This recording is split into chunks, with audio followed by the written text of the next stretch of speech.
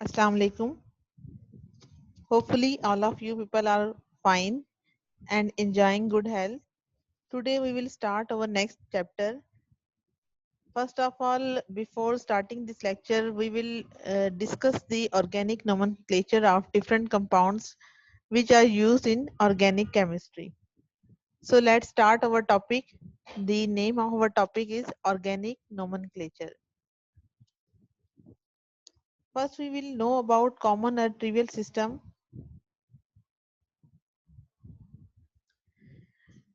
Common or trivial system nomenclature was used before 1892. यानी वो क्या कह रहे हैं कि ये जो nomenclature का निज़ाम था ये सबसे पहले 1892 के अंदर जो है वो यूज किया गया। इस तरीक़ेकार के अंदर कंपाउंड्स को जो है वो नेम दिया गया था on the basis of their history such as a source of origin कि ये बताया गया था कि जो कंपाउंड है उनकी नेमिंग उनके ओरिजिन पर डिपेंड करती थी। अब ओरिजिन से क्या मुराद है कि वो कंपाउंड कैसे जो है वो ड्राइव हुए, किस जगह से लोकेट हुए। तो सम टाइम या तो उनके डिस्कवरर के नेम पे जो है उन कंपाउंड्स के नेम रख दिए जाते थे या फिर कंपाउंड जहाँ पर डिस्कवर किए जाते थे उस जगह की बुनियाद पर जो है उन कंपाउंड्स के नेम रख दिए जाते थे और ये तरीक़ेकार या ये जो नोमेनक्लेचर था ये कॉमन या ट्रिवियल निज़ाम जो है वो कहलाता था। लेकिन इस निज़ाम को मकबूलियत हासिल नहीं हुई। फिर बाद में एक नया सिस्टम आया जिसको स्टूडेंट्स नेम दिया गया IUPAC सिस्टम, जिसे हम बोलते हैं IU पैक सिस्टम। तो इस निज़ाम को स्टडी करने से पहले हम थोड़ा-सा ये देख लेते हैं कि ये जो मेथड था known as the Geneva system was suggested in 1892 by the International Chemical Congress at Geneva for naming organic compounds। यानी आपको क्या बता रहे हैं कि 1892 में फर्स्ट टाइम जो है वो जिनीवा एक एरिया है, आई थिंक ये रशिया का रीजन है। वहाँ पर जो है ऑर्गेनिक कंपाउंड को नेम देने के लिए फर्स्ट टाइम जो है ये मीटिंग जो है वो बुलाई गई और इस हवाले से जो है वो कंपाउंड्स के लिए एक तरतीब जो है वो वज़ा की गई। बाद में लेटर ऑन जो है वो हमारे पास international union of chemistry at Liege यानी ये बेल्जियम के अंदर जो है वो है और इसको जो है उन्होंने आगे फर्दर डेवलप किया into IUPAC system of nomenclature में इन 1930 के अंदर। लेकिन फाइनली अब हम इस 1958 के अंदर IUPAC को मॉडिफाई किया गया किसके अंदर international union of pure and applied chemistry. अब स्टूडेंट्स आपसे ये भी पूछा जा सकता है कि डिस्क्राइब या IUPAC सिस्टम स्टैंड फॉर कि इसकी एब्रीवेशन क्या है। ये स्टूडेंट्स इसकी एब्रीवेशन जो है I stand for international, U for union और NP stand for pure, A stand for applied and C stand for chemistry। तो होपफुली आपको यहाँ तक क्लियर हो गया होगा। अब बच्चों हम मूव ऑन करते हैं अपने मेन टॉपिक की तरफ which is the most important part of the organic chemistry, that is rules for naming the alkanes. तो हमने ये देखना है कि अल्केन्स को हम नेम कैसे देते हैं, इसके लिए क्या रूल्स हैं, तो इसके लिए क्या स्ट्रेटेजी जो है वो डेवलप की जाती है। इसके लिए बच्चों आप लोगों ने इस टॉपिक को इंतहाई ध्यान से सुनना है, बहुत इंपॉर्टेंट टॉपिक है। अगर आप लोग इनके रूल्स को याद नहीं करोगे तो बच्चों आपको केमिस्ट्री नहीं आएगी, ठीक है। तो सबसे पहले जो है वो हम इस रूल्स को स्टार्ट करते हैं। हमारे पास रूल नंबर 1 है कि सबसे पहले जो है वो आप सिलेक्ट कीजिए longest continuous chain of carbon atom को as the parent name of the hydrocarbon. यानी वो आपसे क्या बात कर रहे हैं कि जो हमारे पास हाइड्रोकार्बन है उसकी लॉन्गेस्ट कॉन्टिन्यूस चेन को जो है वो सिलेक्ट कीजिए as the parent name of the hydrocarbon. बच्चों आपको याद होगा कि मैंने जो है वो प्रीवियस लेक्चर में आपको स्ट्रेटेजी जो है वो कुछ बताई थी, उसमें आपको कुछ अल्काइल रेडिकल्स के हवाले से जो है वो ब्रीफिंग दी थी और उस ब्रीफिंग के अंदर मैंने आपको बताया था कि टोटल जो है वो हमारे पास डिफरेंट तरह के कंपाउंड्स होते हैं जिनमें कार्बन 1 से लेके कार्बन 10 तक के एटम्स आते हैं। कार्बन 1 जो है वो आपको याद होगा, उसके लिए आपको मैंने नेम याद करवाया था मीथेन का। कार्बन 2 के लिए जो है वो ethane, propane, butane, pentane, hexane, heptane, octane, नोनेन and decane. तो ये जो नेम्स हैं ये हमारे कार्बन की नंबरिंग पर डिपेंड करते हैं। तो उम्मीद करती हूँ आप लोगों ने वो नेम याद कर लिए होंगे। तो अब यहाँ पे जो मेन वर्ड हम यूज कर रहे हैं that is the parent name of the hydrocarbon. यानी इसका क्या मतलब है parent name of the hydrocarbon का, कि ये देखिए बच्चों ये आपके सामने एक कंपाउंड लिखा गया ऑर्गेनिक का, ठीक है। आपने करना क्या है कि एक चीज होती है स्ट्रक्चर के अंदर, इसको बोलते हैं सब्स्टिट्यूएंट, और एक होते हैं पेरेंट नेम। पेरेंट नेम में आप क्या करोगे, आपने सबसे पहले स्ट्रक्चर को बड़े ध्यान से देखना है। स्ट्रक्चर में जो एक चेन बिल्कुल सीधी जा रही है, यहाँ देखिए जैसे ये चेन बिल्कुल सीधी जा रही है, ठीक है, तो ये कहलाएगी इसका पेरेंट नेम। और जो इसकी साइड पर एक ब्रांच लगी होगी that is known as its substituent, ठीक है। तो ये क्या है आपके पास, ये आपका एक सब्स्टिट्यूएंट है, ये आपका एक सब्स्टिट्यूएंट है, और ये आपके पास क्या है, एक पूरी की पूरी लॉन्ग चेन है। और इसके अंदर जो है वो आपको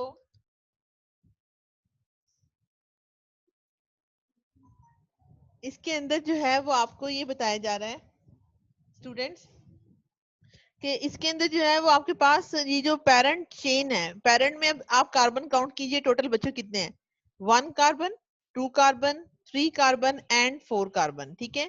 तो टोटल कार्बन एटम्स की तादाद कितनी हुई, 4। तो आपको ये बताया था कि अगर किसी के लिए कार्बन एटम की तादाद 4 आ जाए तो हम उसके लिए क्या नेम रखते हैं, अल्केन, सॉरी ब्यूटेन।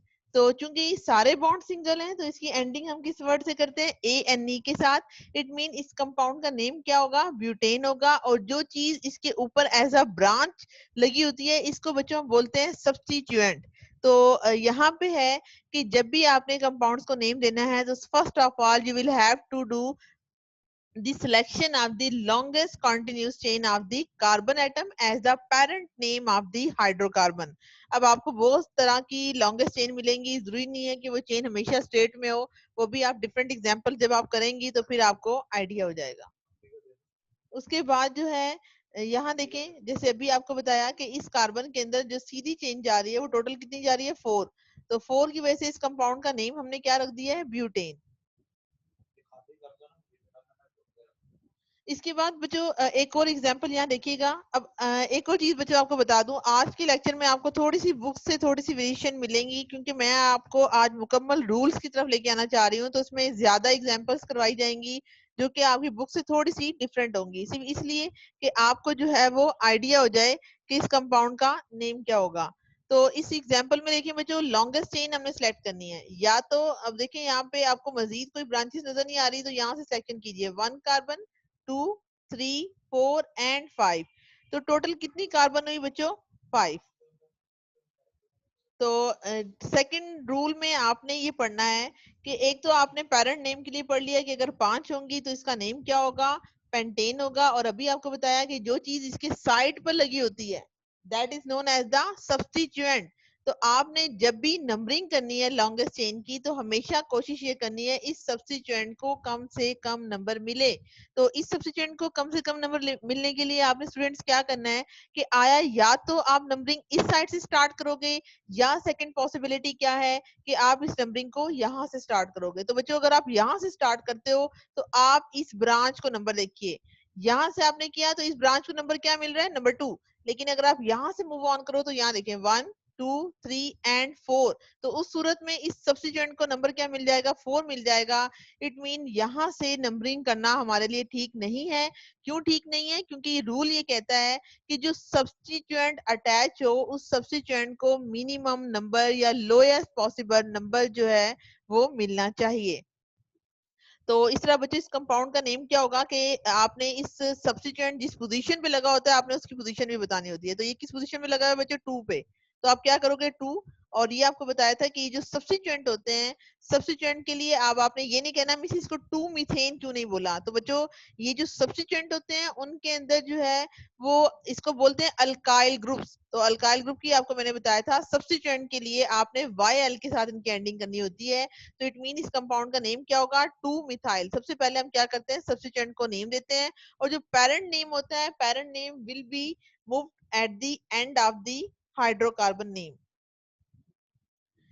नेक्स्ट यहाँ आपके पास एक और एग्जांपल है बच्चों, यहाँ पे अगेन जो है वो आपको बता रही हूँ कि इस तरीके से भी आप नंबरिंग कर सकते हैं। तो इस सूरत में अगर आप नंबरिंग करते हो तो इस कंपाउंड के ऊपर सब्स्टिट्यूएंट को नंबर क्या मिल रहा है 4।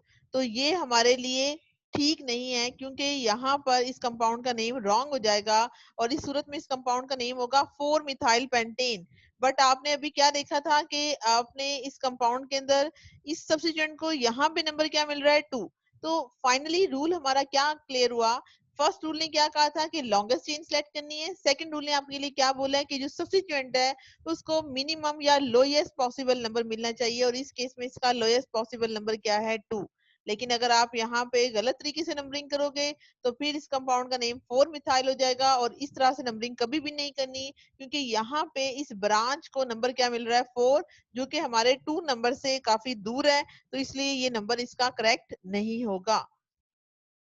उसके बाद बच्चों आपके सामने जो है वो एक और चीज जो है आपको बता रही हूँ। यहाँ देखिएगा, अगर आप इस कंपाउंड को नंबरिंग करते हो तो यहाँ देखें ये क्या बन जाएगी। अब पहले तो आप चेन सेलेक्ट कर लें, ये आपकी लॉन्गेस्ट चेन है तो सब्स्टिट्यूएंट कौन सा होगा जो साइड पे लगा होगा। अब इस सब्स्टिट्यूएंट को नंबर क्या मिल रहा है, नंबर 3 मिल रहा है। तो अगर आप नंबरिंग यहाँ से स्टार्ट करते हो तो उस सूरत में इसको क्या नंबर मिलेगा 2। तो इट मीन ये वाली जो नंबरिंग यहाँ पे की गई है ये रॉन्ग है। इसकी रीजन क्या है, क्योंकि यहाँ पे इसको इन्होंने नंबर 3 पे ले गए हैं। लेकिन अगर आप यहाँ देखें इस कंपाउंड में इस मिथाइल ग्रुप को नंबर 2 पे ले आए हैं तो ये वाली जो नंबरिंग है ये करेक्ट है, लेकिन ये वाली नंबरिंग क्या होगी, रॉन्ग होगी। उसके बाद बच्चों रूल नंबर 3 है वो हम देख लेते हैं। सबसे पहले यहाँ पे आपको वैसे ही बात मैंने पहले बता दी है। नेम द सब्स्टिट्यूएंट, यानी वो कहते हैं सब्स्टिट्यूएंट को नेम आपने कैसे देना है कि आपने इसकी पोजीशन को इंडिकेट करना है। यानी indicate its position by the number of the carbon atom to which it is attached. यानी वो क्या बता रहे हैं कि अगर आपके पास ये कंपाउंड है इसके अंदर आपने इस मिथाइल ग्रुप को नंबरिंग सेलेक्ट कर ली और आपने बिल्कुल सही सीक्वेंस से आपने फर्स्ट स्टेप में क्या किया कि लॉन्गेस्ट चेन सेलेक्ट की। उसके बाद आपने दोनों तरह से नंबरिंग करके देखी, जिस जगह पे सब्स्टिट्यूएंट को मिनिमम नंबर मिल रहा है वो वाली चेन की नंबरिंग करेक्ट है। उसके बाद जब आपने इसका नेम लिखना है तो नेम लिखने के लिए हमेशा इस सब्स्टिट्यूएंट की पोजीशन को इंडिकेट करना है। अभी सब्स्टिट्यूएंट की पोजीशन क्या है बताइए। यहाँ पे ये जो सब्स्टिट्यूएंट लगा हुआ है इसकी पोजीशन की नंबरिंग क्या बन रही है, नंबर 2। तो इट मीन इसके अंदर हम ये कह रहे हैं कि जो अटैच ग्रुप है that is the methyl group, ये किस पोजीशन पर अटैच है, carbon number 2 of the chain. और एज ए रिजल्ट इसको हम क्या कहते हैं कि इस कंपाउंड का नेम क्या होगा फिर, 2 मिथाइल ब्यूटेन। ठीक है। और उसके बाद बच्चों रूल नंबर 4 है हमारा। रूल नंबर 4 जो है वो क्या कहलाता है कि prefix the position number and name of the substituent onto the parent name. यानी आपने क्या करना है कि आपने पोजीशन नंबर की को प्रीफिक्स करना है and the name of the substituent onto the parent name. The whole name is written as one word. कि जो इसका जो पूरे कंपाउंड का नेम है इसको जब आप लिखेंगे तो आपका वन वर्ड लगना चाहिए और आपने पोजीशन की नंबरिंग को क्या कर लेना है, फिक्स कर लेना है। ठीक है। और यहाँ पे आप क्या करोगे कि notice that the number and the name of the substituent are separated by a hyphen. तो यहाँ पे क्या कह रहे हैं, 2 मिथाइल ब्यूटेन जो है वो इस कंपाउंड का नेम है। तो यहाँ पे आपको क्या बता रहे हैं कि आपने अल्काइल ग्रुप कौन सा है, ये वाला आपका मिथाइल ग्रुप है। ये किस पोजीशन पे लगा हुआ है, नंबर 2 पोजीशन पे लगा हुआ है और इसका नेम क्या है, मिथाइल। और ये अटैच किस पोजीशन पे है आपका ये अल्काइल ग्रुप, ये अटैच हुआ हुआ है ब्यूटेन की चेन के ऊपर। और ब्यूटेन की चेन के ऊपर जो है वो आपकी लॉन्गेस्ट चेन है ये। और इस कंपाउंड का फिर नेम क्या होगा, 2 मिथाइल ब्यूटेन। यानी आपने क्या कहा, आपने ये किया कि ये जो सब्स्टिट्यूएंट लगा हुआ है ये किस पोजीशन पे लगा हुआ है, 2 पोजीशन पे लगा हुआ है। 2 पोजीशन पे लगा हुआ है। तो हम क्या करेंगे, हम क्या करेंगे कि हम जो है वो 2 पोजीशन पे मिथाइल ग्रुप को देखेंगे और 2 पोजीशन पर मिथाइल ग्रुप को देखने के बाद हम उसकी लॉन्गेस्ट चेन को जो है वो सिलेक्ट कर लेंगे। और यहाँ पे हमारे पास लॉन्गेस्ट चेन किस पोजीशन पे आ रही है, क्योंकि 2 पोजीशन पे आ रही है इसलिए इस कंपाउंड का नेम क्या है स्टूडेंट्स, 2 मिथाइल ब्यूटेन इस कंपाउंड का नेम होगा। उसके बाद रूल नंबर 5 जो है वो क्या कहता है, अब देखें यहाँ पे हमारे पास एग्जांपल थोड़ी सी जो है वो कॉम्प्लेक्स हो रही है पहली वाली के मुकाबले में। अब आपने करना क्या है, आपने हर जगह से अगर आप देखें तो यहाँ लिखा हुआ है कि if identical substituent are present more than once in the molecule. अब यहाँ देखें ये आपके पास एक सीधी चेंज आ रही है, तो सब्स्टिट्यूएंट कौन से होंगे, एक ये सब्स्टिट्यूएंट लगा हुआ है और एक ये सब्स्टिट्यूएंट लगा हुआ है। अब यहाँ देखिए ये जो सब्स्टिट्यूएंट लगा हुआ है ये भी मिथाइल ग्रुप है and this group is also a methyl group. क्योंकि ये दोनों के दोनों मिथाइल ग्रुप हैं, तो यहाँ पे आपको क्या बता रहे हैं कि अगर एक ही जैसे सब्स्टिट्यूएंट लगे हों तो आपने क्या करना है, तो आपने प्रीफिक्स इस्तेमाल करना है। प्रीफिक्स बोलते हैं बच्चों उर्दू के अंदर साबकों को। साबकों का मतलब ये होता है कि जो चीज या जो वर्ड पहले लगाया जाए उसके लिए लफ्ज इस्तेमाल किया जाता है प्रीफिक्स। तो चूंकि ये नाम आपने ये देखा कि जो पेरेंट नेम होता है उसका नेम आप एंड पे रखते हो, और ये जो अल्काइल ग्रुप्स होते हैं इनके नेम जो है वो हम स्टार्ट में रखते हैं, ठीक है। अगर ये ग्रुप बिल्कुल सेम हो तो ये ग्रुप सेम कितनी दफा लगे हुए हैं, 2 टाइम्स लगे हुए हैं। तो अगर ये सेम ग्रुप 2 दफा लगे होंगे तो आप लव इस्तेमाल करोगे डाई, और अगर यही एक और ग्रुप यहाँ आ जाता है और ये 3 दफा लग गए होते तो फिर इसके लिए हम लव इस्तेमाल करते हैं ड्राई। और 4 के लिए आप क्या वर्ड इस्तेमाल करते हैं, टेट्रा। और 5 के लिए आप क्या वर्ड इस्तेमाल करते हैं, पेंटा। ठीक है, तो ये जो है वो जिस तरह आप अरेबिक में और इंग्लिश के अंदर काउंटिंग याद करते हैं कि 1 2 3 4 5 and so on, in the same way chemistry के अंदर जो है वो काउंटिंग के लिए जो हम इस्तेमाल करते हैं that is mono, di, tri, tetra, penta and so on. तो इस कंपाउंड का नेम क्या होगा कि यहाँ जो सब्स्टिट्यूएंट लगे हुए हैं वो पोजीशन नंबर 2 पे एंड पोजीशन नंबर 4 पे लगे हुए हैं। तो आपने इन दोनों सब्स्टिट्यूएंट की पोजीशन दोनों दफा लिखनी है। अब कुछ स्टूडेंट्स करते क्या है, बस इसकी पोजीशन बता देते हैं और दूसरे की नहीं बताते। तो ऐसा नहीं करना, हर सब्स्टिट्यूएंट की पोजीशन को आपने इंडिकेट करना है, दैट इज 2 और 4 के ऊपर ये लगा हुआ है। और ये दोनों दफा क्या ग्रुप लगे हुए हैं, मिथाइल ग्रुप लगे हुए हैं। और सेम ग्रुप है तो हम बोलेंगे 2 4 डाई मिथाइल, और कार्बन टोटल कितनी है, 5 है, तो इसको हम कहेंगे 2 4 डाई मिथाइल पेंटेन। उसके बाद रूल नंबर 6 जो है वो क्या कहलाता है कि आपने हर सब्स्टिट्यूएंट की पोजीशन को जो है वो इंडिकेट करना है बाया सेपरेट नंबर से। यानी आपको क्या बता रहे हैं, आप देखें ये एक और एग्जांपल है जिसमें एक ये सब्स्टिट्यूएंट अटैच है स्टूडेंट्स और एक ये सब्स्टिट्यूएंट अटैच है। ये दोनों सब्स्टिट्यूएंट जो है वो किस पोजीशन पे लगे हुए हैं, 3 पोजीशन पे। तो अब आपने ये नहीं करना कि ये सब्स्टिट्यूएंट दोनों एक ही पोजीशन पे लगे हैं तो आप एक ही दफा लिख दें, तो ऐसा नहीं ठीक होगा। बल्कि आपने इन दोनों सब्स्टिट्यूएंट की पोजीशन को 2 टाइम्स लिखना है, 3 3 बोलेंगे आप। और इस कंपाउंड का नेम क्या होगा, 3 3 डाई मिथाइल पेंटेन। इस कंपाउंड का नेम क्या होगा, 3 3 डाई मिथाइल पेंटेन जो है वो इस कंपाउंड का नेम होगा। और उसके बाद जो है वो आप लोगों ने करना क्या है, नेक्स्ट जो है वो आपने रूल नंबर 7 जो है वो देखना है। रूल नंबर 7 के अकॉर्डिंग क्या है कि when 2 or more different substituents are present, कि अगर आपके पास एक लॉन्गेस्ट कार्बन की चेन में 2 डिफरेंट सब्स्टिट्यूएंट लगे हैं। देखो बच्चे ये जो है वो एक कार्बन है तो इसको हम बोलते हैं मिथाइल ग्रुप।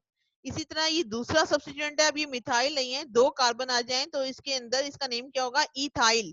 तो जब 2 डिफरेंट सब्स्टिट्यूएंट अटैच होंगे तो उनकी नेमिंग आप कैसे करोगे कि आपने उनको नेम करते वक्त उनको अरेंज करना है स्टूडेंट्स अल्फाबेटिकल ऑर्डर में। अब आप जानते हैं कि इंग्लिश में अल्फाबेट्स आप कैसे लिखते हो कि मिथाइल का एम है और इथाइल का ई है। तो स्टूडेंट्स आपको ये बात बखूबी पता है कि इथाइल का ई इंग्लिश में पहले आता है और मिथाइल का एम जो है वो इंग्लिश में हम बाद में लिखते हैं।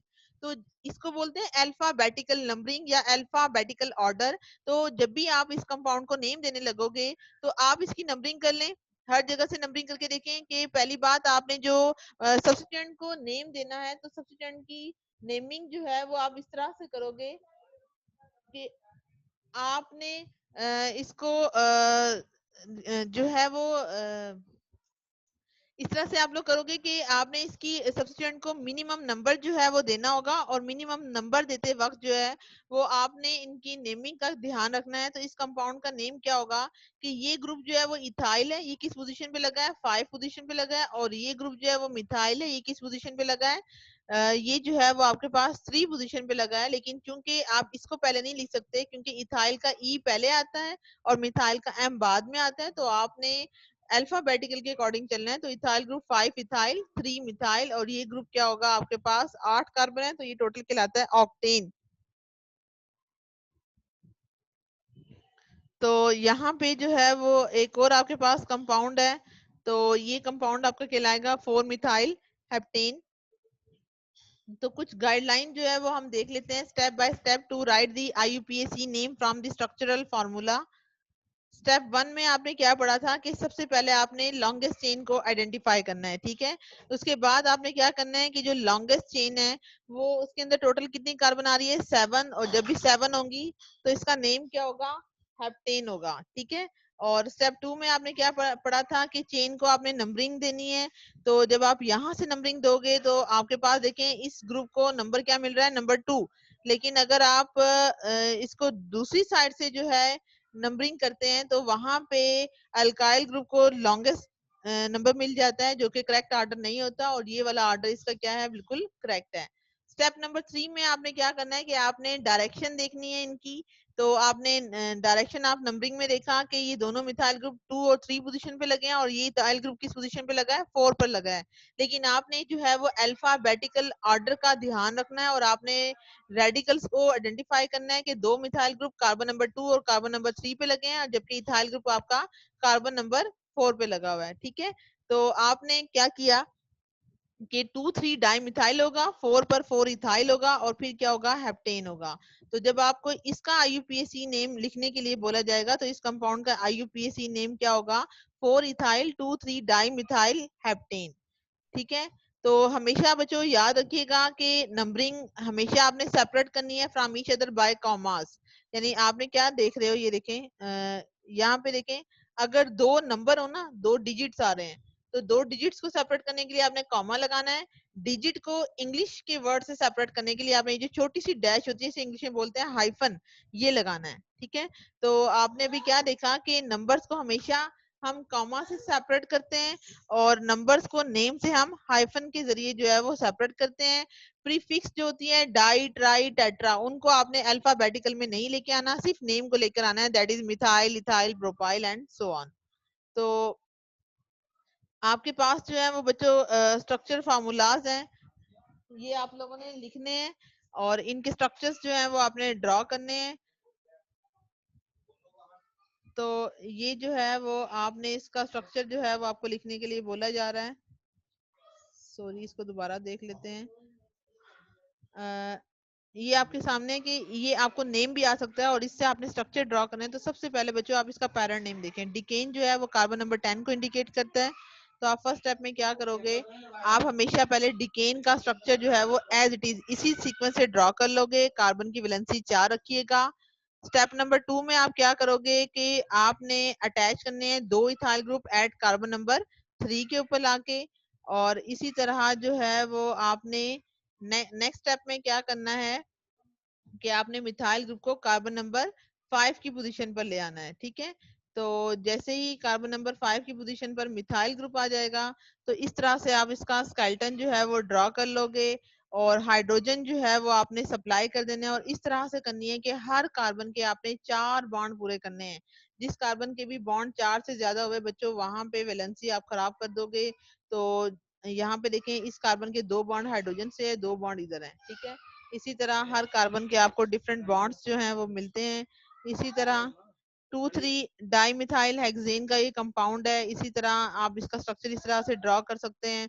तो स्टूडेंट्स, आपने करना क्या है आज के लेक्चर में, आज के लेक्चर में आप लोगों ने लर्न करने के बाद इसकी प्रैक्टिस कीजिए। आपके एक्सरसाइजेज में काफी सारे जो हैं वो दिए गए हैं, तो वो आप लोग जो है वो आज के लिए इतना ही रखिएगा।